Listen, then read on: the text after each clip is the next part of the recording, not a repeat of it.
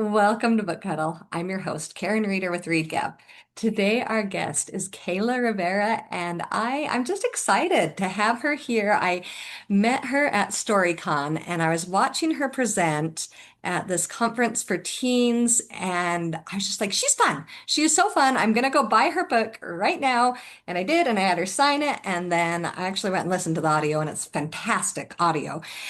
And I loved it so much. So I said, hey, will you please be a guest on my show? Because you write fantastic books and it's got culture and beauty. And so we're going to be talking about culture and how these differences can actually bring us closer today.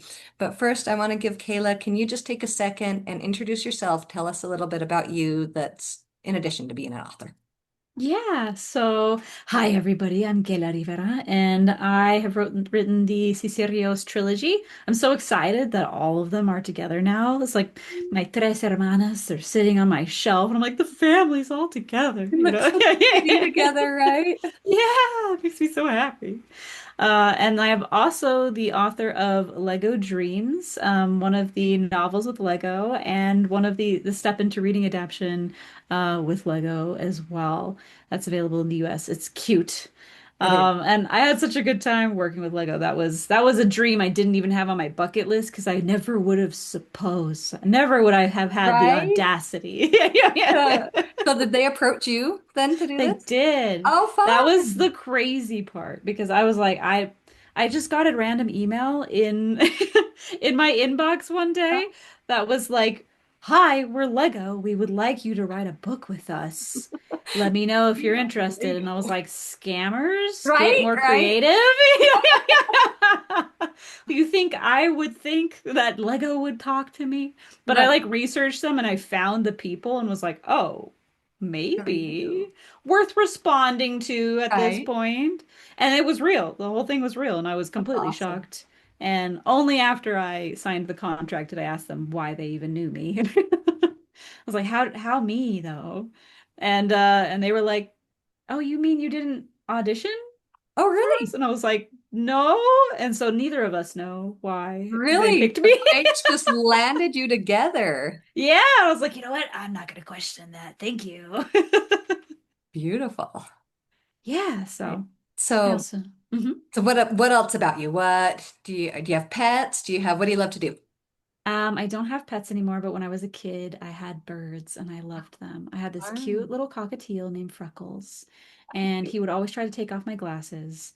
It was really, really cute, and I adored him. Eventually, we moved, and then we couldn't have him anymore, and I was like, "Oh, Freckles." But he was a good buddy. He was a good adventure buddy. I grew up in Tennessee, Oh, so I used to all of the lush forests of the subtropics, yes. and got really good at spotting snakes to not get bitten. Very good at spotting water moccasins in rivers and lakes and getting out real fast. Ooh. And I used to vacation in Florida all the time, which means I also got really good at like jumping over jellyfish during red tide and things like that. Oh, wow. That makes me not want to go to Florida. There are many reasons to not go to Florida, to be honest, but also there are many reasons to go to Florida. All right. That's the difficult and beautiful thing about Right. To Florida. weigh it. I've Like never big been. I've been pros, lots big of cons. states, but not there. Yeah. I've been through Tennessee and I love the like you were saying the lush green, the rolling hills. That's my heart. I lived in Central Virginia and I would love to go back to the Shenandoah Mountains and just live Oh, there forever. but man, I do miss the trees, like being so thick around you that you can, and Right? the Just sound of the tree green forever. frogs. Yes. Yeah, and you got a good screen where you're like, I don't even know if I have neighbors. Right. Ooh, that was my favorite part. Yeah. So for author icebreaker, we're going to do some mythology. So thinking like Catherine Marsh's books and or Gordon or Underwild, what mythological creature would you like to be descended from? What are you most likely to come from? A line of monsters or would you be demigod? What would you be? To be honest, monsters are always the most tempting, but I Right? always thought that like if I was gonna really pick somebody, it'd probably be like Ishel from Mayan mythology. Oh, She's the goddess of the moon. Okay. And like it's so cool. I mean, to be honest, whenever you study mythology, the deeper you go, the more you realize that like the goddesses and different figures and stuff really change depending on who's telling the story Of during certain course. Yeah. eras. Yes. But my favorite part of Ishel, anyway, is like this concept that she's the goddess of the moon, and so she's this sort of beautiful, gentle-souled kind of person who also sends hurricanes and storms and like she's Who also, simultaneously yeah. She is like this perfect mixture of like, I will bless you with beautiful tides and beautiful skies and yes. rain for your crops, but also I will destroy everything you love, simultaneously. I'm like, oh, it's a woman of intensity. I Right? can appreciate that. And it's just life. Isn't that life? All the beauty and Yeah. all the stress that comes with it. Exactly. I'm like lots of big highs and lows, but like the expand the honestly the depth of feeling and the breadth of feeling in that. I'm like, I resonate with that. Neat, neat. And I haven't really looked into Mayan mythology. That's Yeah.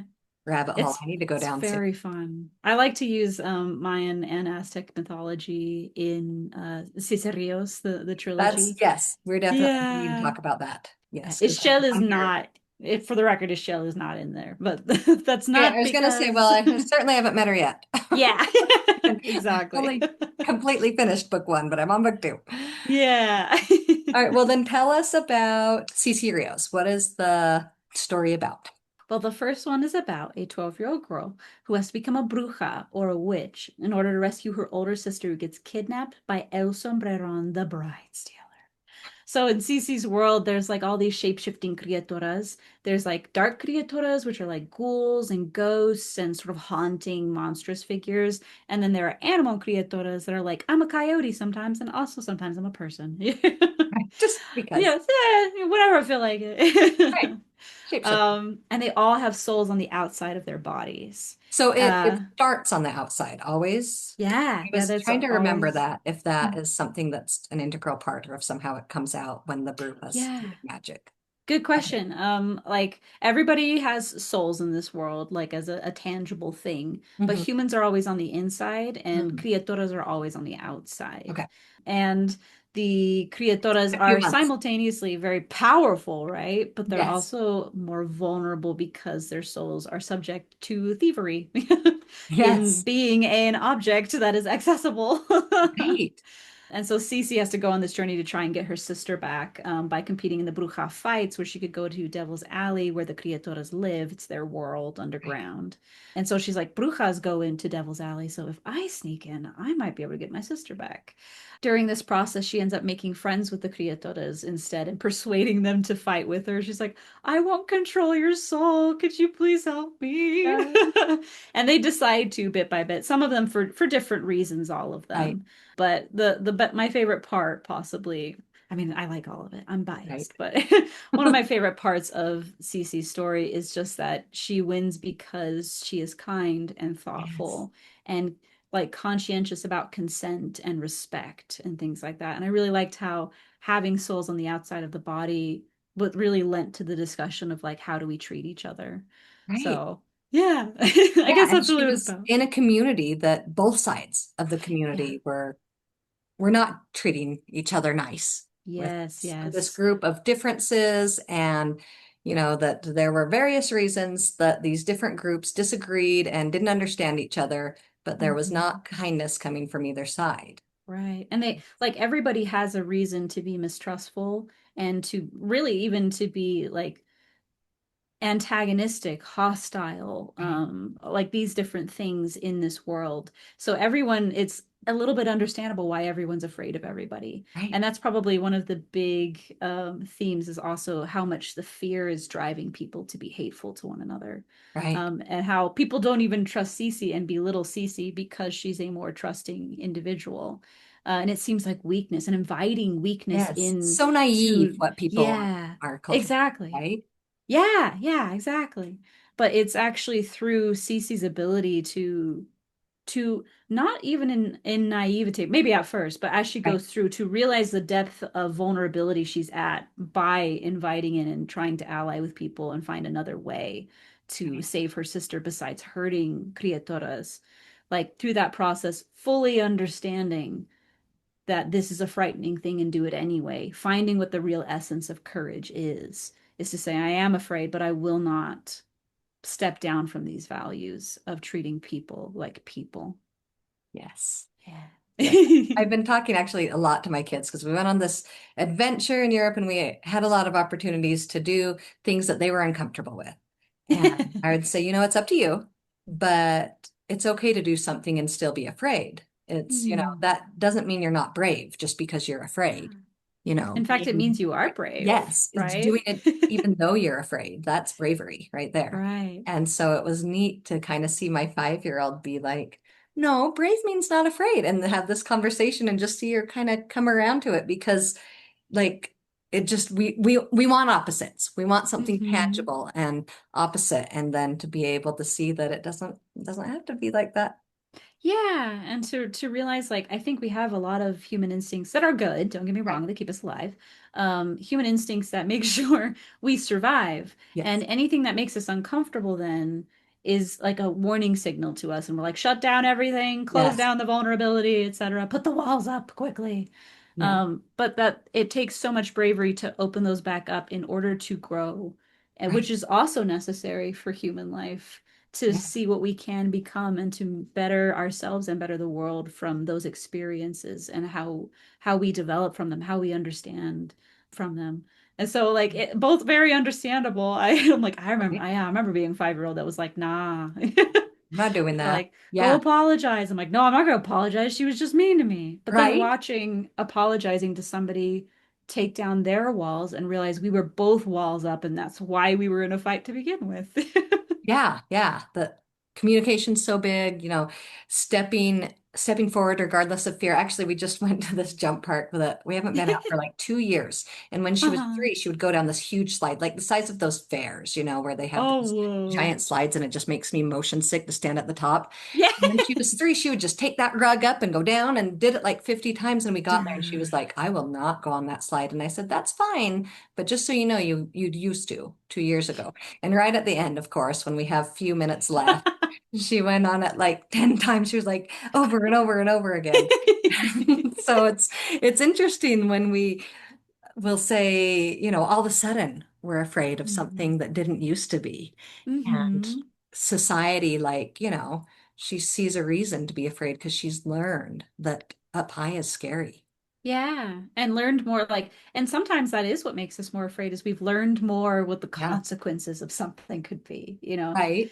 We're like, oh, I'm well too aware. Like how I feel about Yes. rollerblading, and I'm comfortable staying that way.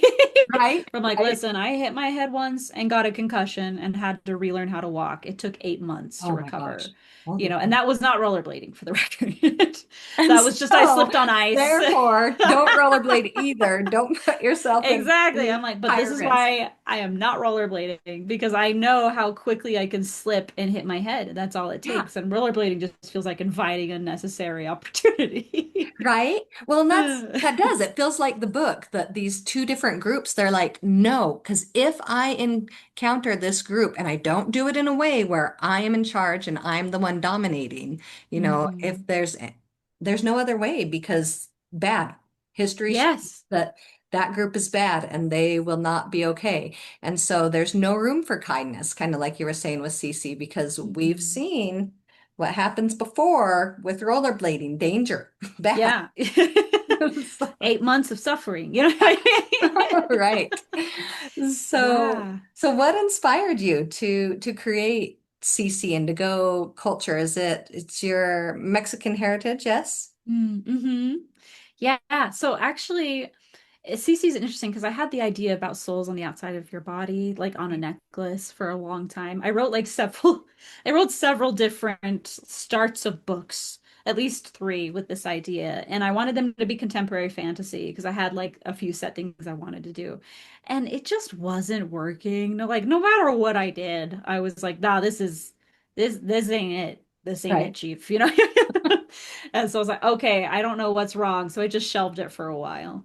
Yeah. And fortunately, though, I got to go and visit my abuelo when I was in college, and it was really cool because I hadn't seen him since I was like 5, maybe, or Okay. something like that. We live on opposite sides of the country, Right, so it's right. kind of hard. But I was closer being at college, so I was like, oh, actually, I could do this. And I knew somebody who was going to California where he lived, and I was like, can I ride with you? Because I Nice. didn't have a car.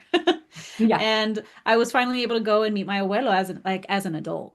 yeah. And he didn't remember very much English because he learned English, and the same way that he also learned he learned how to read and write in Spanish self-taught as Yeah. well as English. Wow. And he learned English just by sheer determination and paying attention. Very smart man, very, very talented man. He's so cool.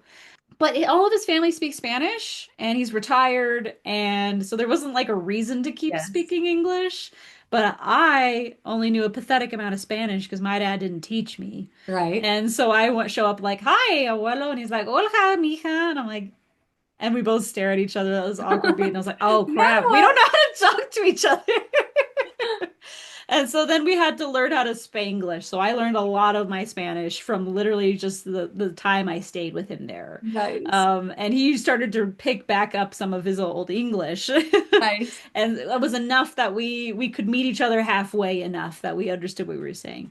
But during that time, he started to tell me all these amazing stories of growing up in Mexico because he was born in the US, but like as a baby, like 1 years old, he was taken into Mexico Okay. by his papa, my bisabuelo, and who was Mexican, born and raised. And so abuelo gets raised in Mexico, and he's telling me all these stories about that experience and how the different things that they encountered and what life was like for him. He remembers getting on his burro and traveling to like the next town.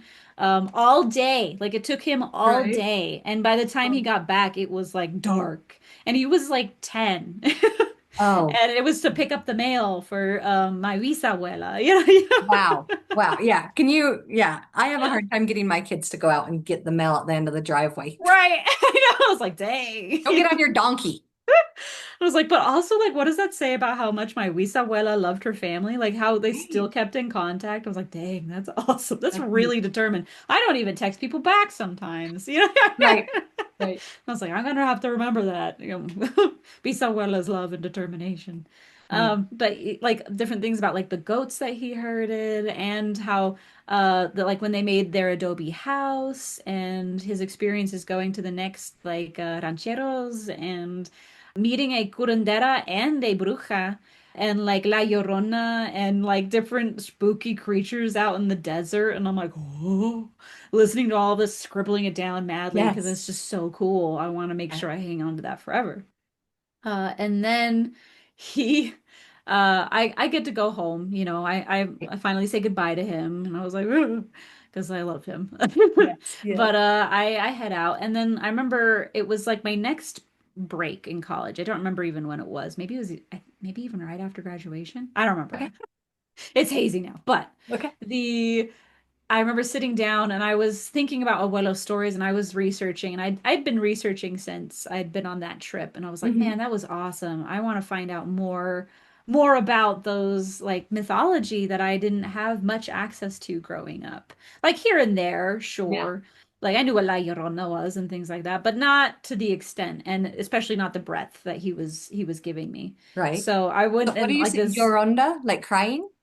yeah, La Llorona, the crying woman is Okay. basically, yeah, she is in Cece. Okay. Briefly, she's not like a huge Okay. thing. I was going to say I don't Briefly. remember, but I think, it's been like 5 or 6 months. So, Right, no, that's fine. and Yeah, that's okay. she We won't is. spoil it for anyone anyways. Okay. They can go read it. Yeah, it's cool, guys. Trust me. She's Yes. very spooky, haunts waterways. That's all I'll give you. Oh, yes. Now I remember. She's pretty Yeah. early in the book. Yes, yes, yes. Like honestly, a few people were like, La Llorona's like such a big character. I can't believe you only gave her a brief moment. And I was like, yeah, but that's because she is such a big character. There's like entire books dedicated to her. I Yeah. wanted to explore some of the other stuff. But anyway, Yeah. so I was sitting there reading like these different Latin American, not beyond Mexico as well, Right. stories. And I just came across at some point this story of El Sombrerón.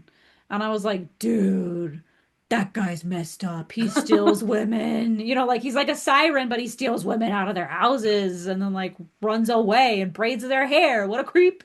What a You know? creep. Yeah. But then I was sitting there and I was like, oh. but that would make a really good villain. That Yeah. would be such a good villain. And then I was like, what would be the story if he was the villain? And then I was like, oh, well, obviously the main character would have like a sister or something that gets kidnapped by him. And then like the more I thought about it, I was like, what if I could put that soul story into this? Like that concept, pull it out of here and put it into this because I'm really excited Finally about found this. it. I was able to bring it full Yes. circle. It Nice. all congealed together in like one night, and I got so excited. I was like, "Oh, I want to find out about what this world is." Like that's how writing feels to me anyway. Like I'm going Yes. to like sprinting into the unknown for a minute to go find out what's happening over there. That's fun. And that night I wrote like 10,000 words. And I was like, "This is amazing." Went to bed very exhausted at like 4 in the morning and then woke up like, "I want to write still." So, Nice. It just flowed. So it's yeah. mostly Mexican culture themes, but it Mhm. goes into other parts of like Latin America and Yeah, there's other Latin American stories, mostly in the dark criaturas, like El Cirbón is something okay. that originates in Venezuela. Okay. Most of the stuff, like, to be honest, there's a lot of overlap in Latin American stories. Some of them are like pretty squarely one country, and a lot of them travel, though. Okay. And so there's like a Of Mexican course, version of they influence each something. other, yes. Exactly. And then I'm sure they each claim it. Right, yeah. So the criaturas, that's all over, right? Actually, that's Hmm. what one of my coworkers would call me when I Oh. was like, young in my 20s. And so as I'm reading this, I'm like, maybe Okay. because she was from Cuba. And so I was like, maybe her criatura, that's kind of different for her. Because I was like, oh, Yeah. I'm feeling like this is a compliment anymore now that I'm reading this book and Yeah. she would always call me criatura. She was Well, like, it's that's funny endearing, because Karen, don't worry. And I hope it really well, was. see, no, that's really interesting because, like, to be honest, there's a lot of cultural differences between the countries. Like, we Latin America has a very long and deep history, Yes. but like we also have like pockets of the different things that we do. It's almost like siblings, where Right. like you have different things that you do despite your siblings, but you're also united in the same family, right? Yes. But like, I remember when I was doing CC and I decided criaturas because it just means creatures. Right, I was right. like, Yeah. that seems the easiest way to explain the concept, Hmm. while staying a Spanish word that's a little bit more accessible as well. Yes. Um, and so I sent it out for beta readers, and I remember David Bowles, Uh-huh. who's fabulous, and both reviewed it as well as gave me a read because he's much more expert in Aztec mythology than I Okay, am, cool. and I wanted his opinion. And he he said that he's like, interesting that you use criatura though, because like we use that to refer to children as like a nickname for children. And I was like, Uh-huh. I have never experienced that. And I like talked to other friends. I was like, listen, my side of the family Mhm. has never done that. Do you guys do that? And Right. I talked to other people and it was really split. Like some people do Mm. as like affectionate term Right, for yeah. children, and other people were like, why would you do that? So I was like, oh, there you go. We're Okay. not a monolith. That's right. That's right. Well, and yes, and that's good, right? Because Mhm. you've got multiple cultures in your family, in your background, in your immediate family, right? Mom and Mhm. dad were from very different cultures. One Very is different. British, is Yes. that right? Yeah, she's born and raised in just outside of London, most of her life, and then came to the US. So she's still very British. Every once in a while, she'll just go really hard into her accent out of nowhere too, and then she'll be like, "Oh, that was weird." That's Most people can hear it on her. I can't. I didn't even know my mom had an accent growing up until my friends told me, and I was like, "What do you mean?" right. Yeah, Yeah, that's that's just just how she your talks. family. Yes, right. Right. Right. So was it because of growing up in a home with two cultures that you felt like you wanted to show cultural differences or Yeah, I think that's at least why cultural differences are important to me.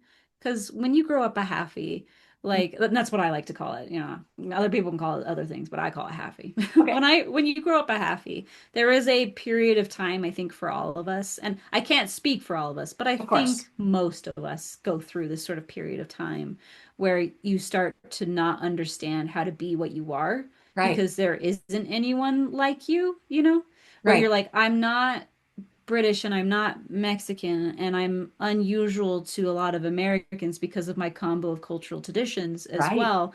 And so you're just kind of like standing in this awkward island and it makes you feel like you don't belong anywhere for a Right. while. And I definitely went through that period of time where I was like, I'm not as brown as my sisters, which I had like a whole hang up about because I thought they were gorgeous. And was like, Oh, ah. And it oh, turns out once we got older that they were like, I'm so jealous of your strong British cheekbones. And I was like, oh, really? of And course, we so always want what we don't have. Yes. exactly. It was like some of it is that. But this period of time where I felt like I wasn't properly white and I wasn't properly Latina, and so I was just nothing. Right. And Oh, I was like, how do that's you be sad. nothing? How do you be the Oh, absence of fitting yes. in? And but as I got older, I started to realize that I was like, wait a second, like British people aren't all the same. Mexican Right. people aren't all the same. Mexican Americans and Mexicans don't even agree Right. on things, Right. when you're Latina or Chicana, you're also different. Like everyone actually feels that way. And while it may be heightened because you're a halfy and like you have multiple cultures like competing, but also you're not any one of them, Right. like that can heighten that feeling. But everyone actually experiences that growing up of not feeling like they fit in. Right. And Yes. mm-hmm, Even if you're not like a halfie, like yeah, there's that's the age, right? yeah, where like you just feel like there's like something wrong with you. I've met girls who looked exactly how I thought you were supposed to be. This is how pretty white girls are, you Right. know? Yes. And then Been I talked there. to them and they had all of these insecurities about how they weren't enough this or that or that. And I was like, oh, we all feel this way.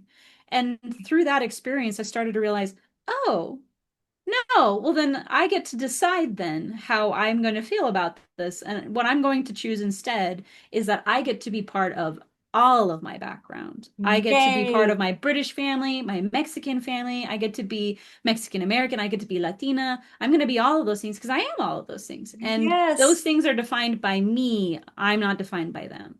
Oh, I love that. I love, oh, those things are defined by me. I get to decide.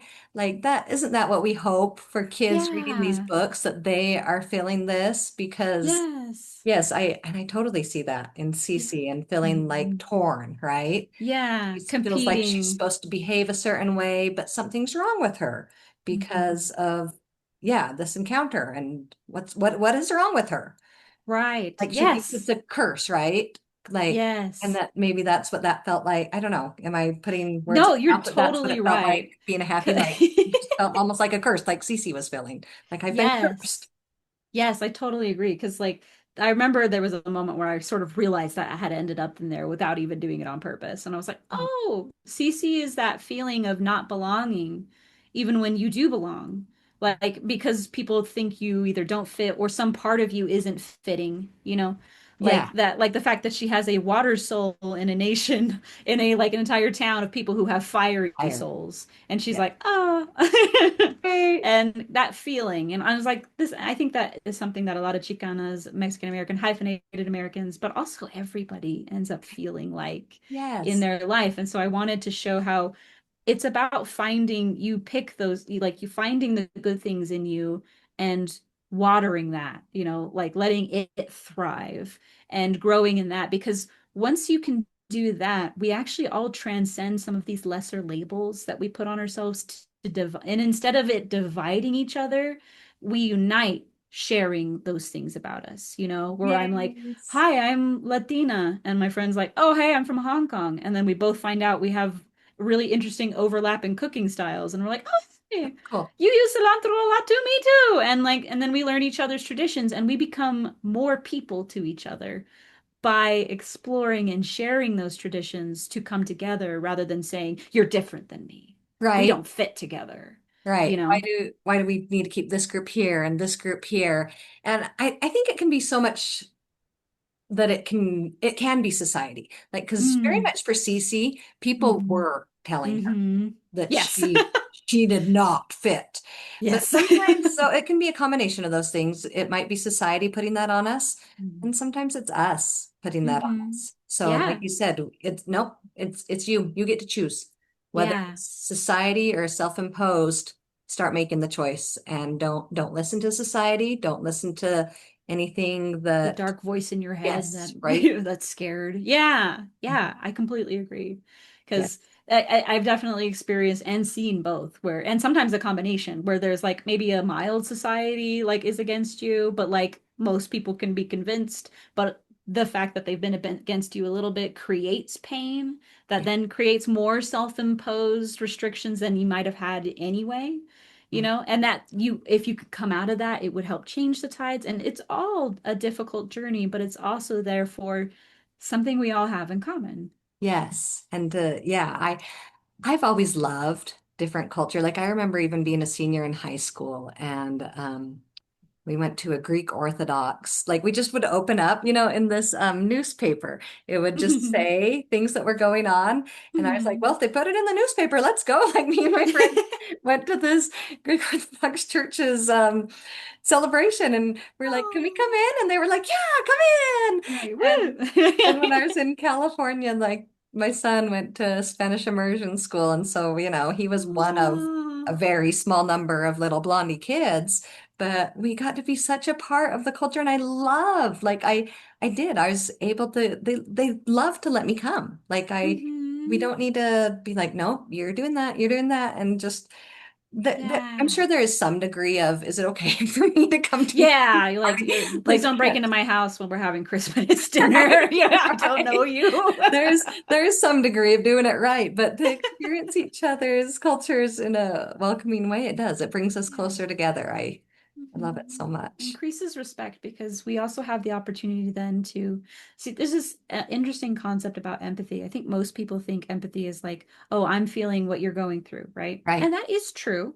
Mhm. But I think we also sometimes don't unpack that enough of what that really means because there's a difference between I have feelings about what you are going through Right. versus I understand and feel how you feel about what you are going through, right?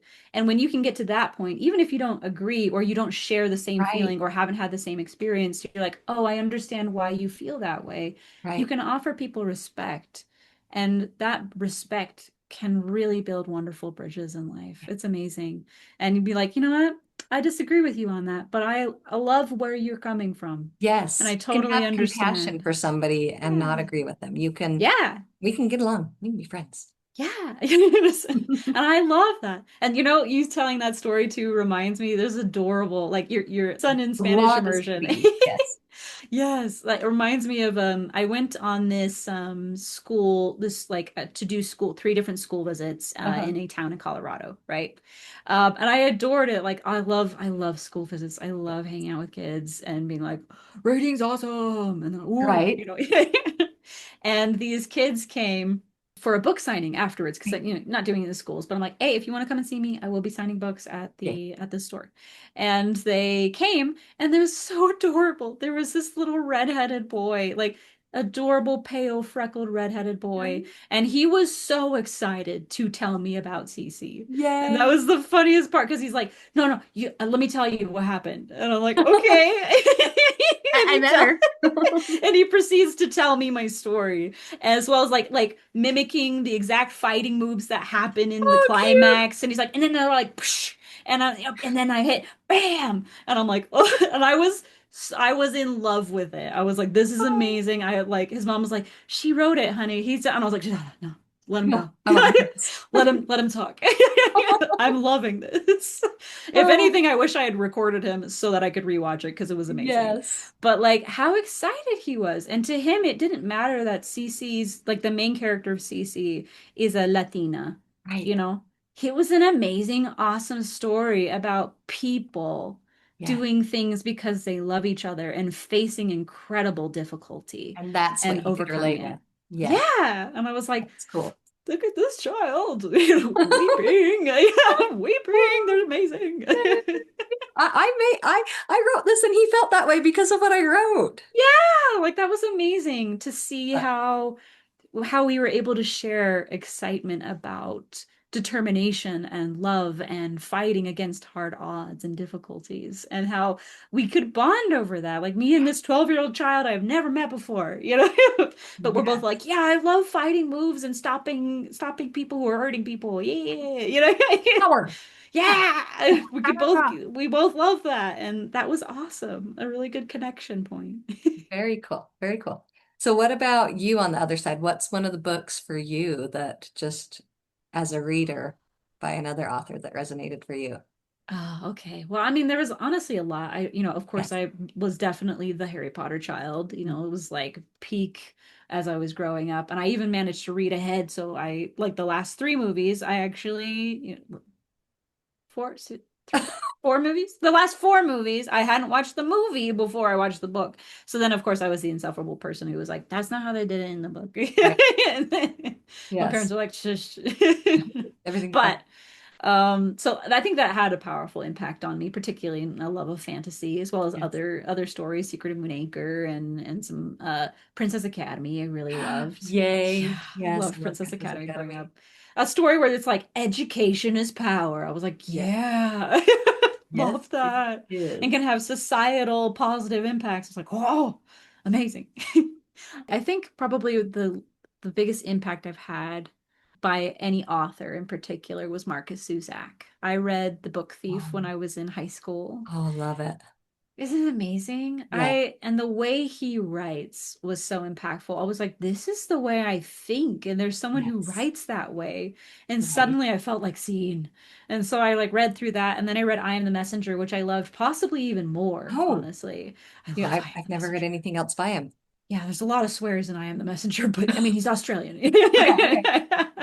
And like the story is totally like, whoa, but also just about how people are so beautiful just by being people trying their best, Oh, and reaching for good and growth in the small and tiny daily ways. It was amazing. And he's also written plenty of other things, and I read some of his other work too. But I mhm. was like, man, I love the way this guy talks because it's the way my brain thinks. Right. And I remember I came across this interview that he gave one time Mhm. where he was relating a story when he was younger about being in track and how he and this other person raced and it was a tie until they looked and the guy called the other guy as the winner and Mhm. he went to his dad and was like, Dad, I thought I won that. I was pretty sure. Yeah. And his dad was like, I'm pretty sure you did too. He's like, but Mhm. here's the problem. You didn't win by enough to Mm. convince everyone that you won. You Mm. know, and he said that he relates that to his writing now, and not in competing, not in being Because better I or write the best winning. books. Yeah, I write the best books. No. But be in the like, he wants to write so much like himself Yes. that no one can doubt it's him. And I was like, and I at that point when I came across that interview, I had been writing for a while and I was like Right. pretty good. I was like pretty good Yeah. at writing at that point, but I didn't have like a firm style or a thing that I was bringing other than like deep emotional themes that I, didn't really realize I was Right. doing. But when I heard that, I was like, that's it. And I suddenly realized that the same way that he wrote the way that my mind already works, Yes. I needed to let my mind come out and be seen on the paper so that I wrote the way that I feel on the inside, you know, Oh, and let that oh, actually come goosebumps. across. Love that. Yeah. Love the way you put that in words. Oh, good Marcus Wolf. Oh, thank you. Yes. And so that's why I think he just became a really important author to me. I have his Bridge of Clay on my thing, and I got to meet him a few Yay. years ago. That was a pretty big moment for me. I was like, you have no idea how much you've influenced me, but I also could not tell him because I was too shy. I was like, Yes. oh, suddenly clammed up. Oh, yes. I've fangirled before. Yes. Like, He was very nice, though, even with me being like, that's great. hi. You weren't being like that cute little redhead. And Boom! And then Liesel says, "Oh, you don't know." No, I was just like, "Thanks. Your books gave me courage," all awkwardly. And he was like, "Oh, thank you." And I was like, "I can't say anymore." right. Right. And he was like, "Do you want the book back?" I'm like, "Yeah." Just like- He was very nice. So, Oh, that's great. That's beautiful. That's so fun that you got to meet him. oh yeah.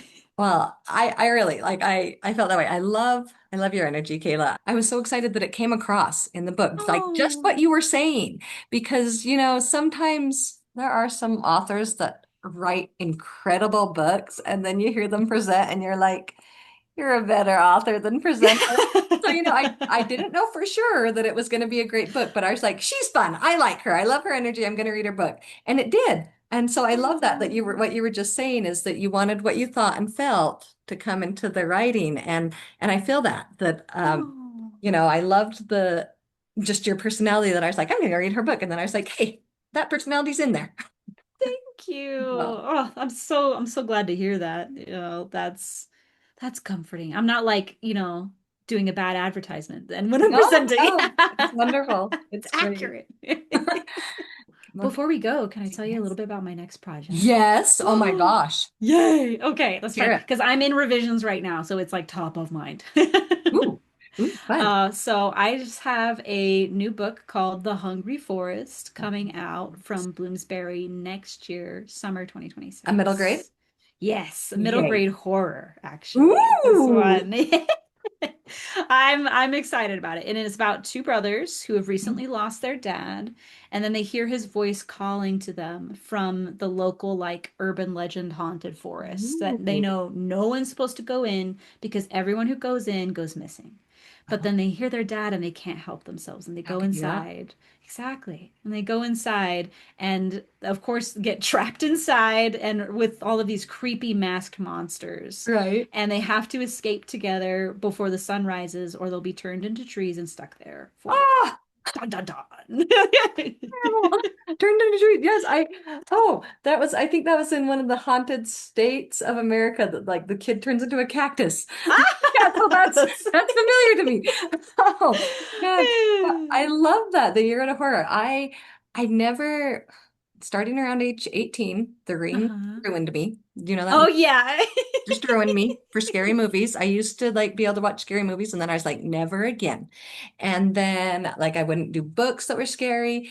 And then I was like, middle grade horror. That's my level of scary. That's Yes. because I can get scared and even like I can go out like I'll be outside. I was reading one that took place in London and I was in London and I was walking Ooh. home in the dark and I was just like, "Duh, the shadow's gonna get me. Holy crap. Like it's enough that it will carry with me. Like middle grade Hmm. horror is still scary. Yes, yeah. Not so much that I'm like You're just ruined not for scarred for weeks. life. You know what I Yes. mean? Like I really was just ruined for weeks.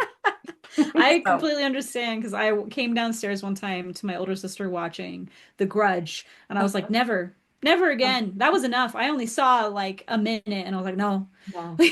But like my story is like Hocus Pocus meets When a Monster Calls, Oh, that's and fun. I'm like, that's the level. So does That's it the have level those I'm okay kind of with. themes? Like when a monster calls says like some really deep themes going on. Yeah, about grief mostly. Okay. Oh, well, So cool. deep themes of grief meet sort of the like older sibling has made a big mistake and needs to make up for it and save their younger sibling from something that's gonna kill them. Wow. Kind of merged together. And the adventure. Wow. Wow. Oh, that sounds beautiful. I'm excited. Okay, next summer? Yes, next summer. I'm so Okay, I'll be excited. I watching. can't wait to have a date, but if anyone's interested in that, come follow my newsletter. They always get people on my newsletter always get the first deets. And Yay. so they'll be the first to find out All when right. the official publish date. Yay. Oh, fun. All right. Well, tell me the title one more time. The Hungry Forest. Beautiful. Beautiful. All right. I'm excited. Thank you for taking the time to talk with us about Cece Rios, and we can't wait for the Hungry Forest to Oh, set be thank creeped right out. you. Absolutely. Thank you so much for having me. It's been Yeah. amazing talking to you, Karen. I hope that you enjoyed hearing about the Cece Rios books. If you like my podcast, I would really appreciate it if you could take a minute and rate and review BookHuddle on your podcast platform. That will help more people find BookHuddle. Now go and have a fantastic week and read some amazing books.